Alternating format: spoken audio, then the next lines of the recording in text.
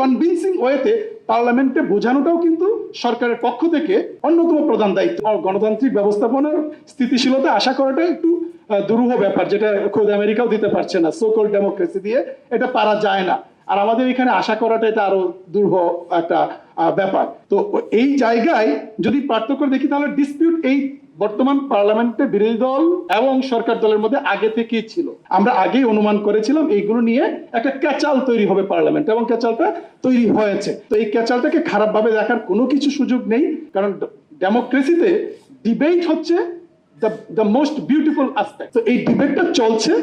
BNP যদি যুক্তি দেখাতে পারে, সরকার দল যদি যুক্তি দেখাতে পারে যে look the way the earlier government did all the things, মানে এগুলো আসলে অ্যাবসলিউট কিছু বলা যাবে না। আমি আগেই বলেছি, nothing is to be seen as religiously, কোনো কিছু রিলিজিয়াসলি দেখার দরকার নেই। আমার কনস্টিটিউশনে যদি এমন কিছু লিপিবদ্ধ করে ফেলি যার ফলে আমি আজকে স্ক্যান্ডিনেভিয়ান কান্ট্রি হয়ে যাবো ওভার দ্য টাইম, সেটাও কিন্তু বাস্তবতা বিবর্জিত চিন্তা।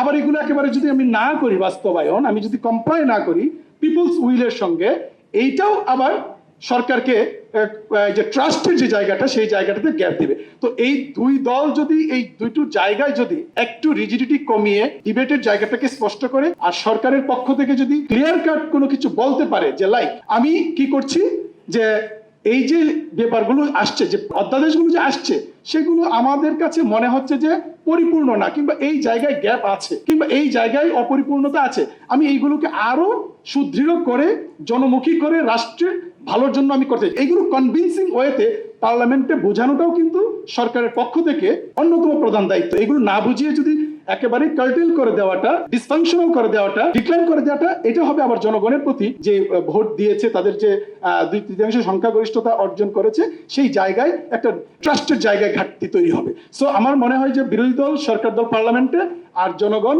এভাবে যদি আলাপ আলোচনা কন্টিনিউ করতে থাকে, তাহলে আমাদের একটা সিনথেসাইজড আলোচনা আমরা হয়তো পাবো, এবং সেই জায়গা থেকে আমাদের একটা ওয়ে আউট বের হবে বলে আমি মনে করি।